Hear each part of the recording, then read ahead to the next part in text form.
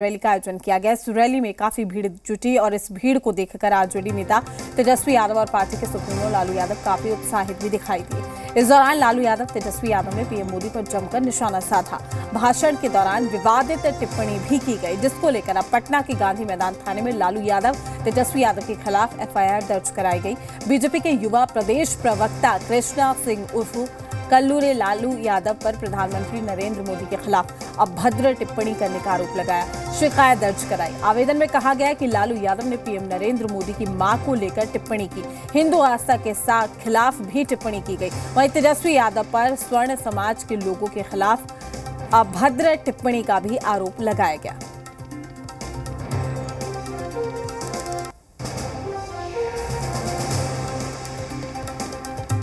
आज राजद के द्वारा एक महारैली का आयोजन किया गया था, जिसमें आदरणीय लालू प्रसाद यादव जी ने जिस तरीके से अभद्र टिप्पणी का प्रयोग उन्होंने जो किया, देश के लोकप्रिय प्रधानमंत्री आदरणीय नरेंद्र मोदी जी को लेकर, उनकी मां को लेकर, हिंदू धर्म को लेकर, राम मंदिर को लेकर, कहीं ना कहीं इस शब्दों से पूरा देश के आस्था के ऊपर ठेस पहुंचने का कार्य किया है। नरेंद्र मोदी आजकल परिवारवाद पर हमला कर रहे हैं। अरे भाई, तुम बताओ ना कि तुमको क्यों परिवार में कोई संतान नहीं तुमको हुआ, बताओ।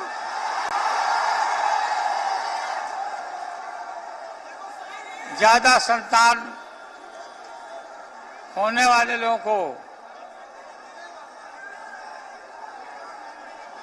बोलता कि परिवारवाद है, परिवार के लिए लोग लड़ रहे हैं। तुम्हारे पास परिवार नहीं है। तो आपने सुना क्या कुछ कहा गया लालू यादव ने अपने संबोधन में, और यही वजह कि अब जो पूरा विवाद है वो देखने को मिल रहा है। बीजेपी की ओर से एफआईआर दर्ज कराई गई है, पीएम मोदी के खिलाफ अभद्र टिप्पणी का आरोप लगाए। तमाम जानकारी के साथ पटना से हमारे संवाददाता रुपेंद्र श्रीवास्तव हमारे साथ जुड़ चुके हैं।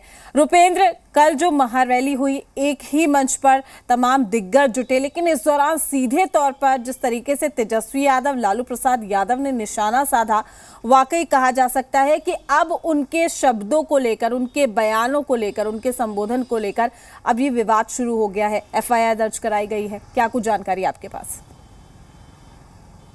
देखिए, एफआईआर दर्ज कराई गई है और साफ तौर पर उनके इस बयान की आलोचना भी हो रही है। जहां तक बात की जाए, लालू यादव जब भाषण दे रहे थे तो भाषण देने के दौरान दो चीज़ें उन्होंने कहा। एक तो परिवारवाद पर कहा, क्योंकि प्रधानमंत्री जी हमेशा परिवारवाद पर हमला करते हैं। प्रधानमंत्री जी औरंगाबाद और बेगूसराय जब पहुँचे हुए थे तो उन्होंने परिवारवाद पर हमला किया। उसके बाद लालू यादव उस परिवारवाद के बयान पर देखा जाए तो हमला करते हुए उसका जवाब दिया, और उन्होंने साफ तौर पर कहा कि जिसका अधिक संतान है तो वो क्या करे, जिसका संतान है। और उन्होंने प्रधानमंत्री जी पर सीधे हमला करते हुए कहा कि उनकी तो संतान मिली है। इतना ही नहीं रुके, साफ तौर पर लालू यादव जी जो हैं वो प्रधानमंत्री पर हमला करते हुए कहा कि वो हिंदू नहीं है। उन्होंने कहा कि जब उनकी मां की मृत्यु हुई थी उसके बाद उन्होंने अपना मुंडन तक नहीं कराया था। तो इस तरह से जो है पारिवारिक चीज़ों को लेकर लालू यादव जी के द्वारा जो है हमला किया गया, और इसके बाद जो है बीजेपी की तरफ से जो है एक मामला दर्ज कराया गया थाने में, और मामला दर्ज कराने के बाद जो है अब यह विवाद बढ़ते जा रहा है। बिल्कुल, लेकिन जिस तरीके से जिस भाषा का इस्तेमाल किया गया वो कितना सही है? देखिए, चुनाव करीब है, लाजमी सी बात है एक दूसरे पर निशाना साधना, लेकिन लालू प्रसाद यादव ने पीएम नरेंद्र मोदी के नाम को लेकर जो भी शब्द कहे, क्या वो वाकई जायज है? ये भी अपने आप में बड़ा सवाल है। देखिए, राजनीति की बात करें तो 90 के दशक के पहले जो राजनीति होती थी उसमें थोड़ा मर्यादा का ख्याल जरूर रखा जाता था।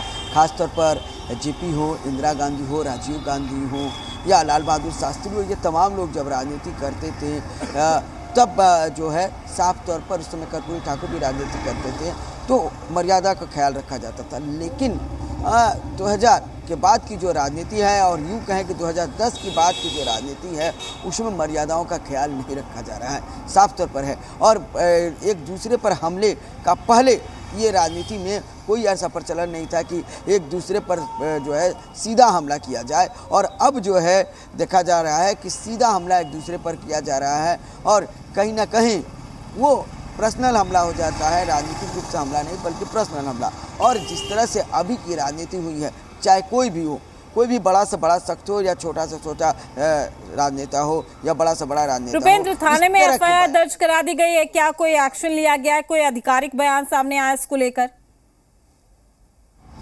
अभी तक कोई आधिकारिक बयान नहीं आए हैं और जहां तक एक्शन की बात है, अब देखना यह है कि पटना पुलिस क्या कर रही है।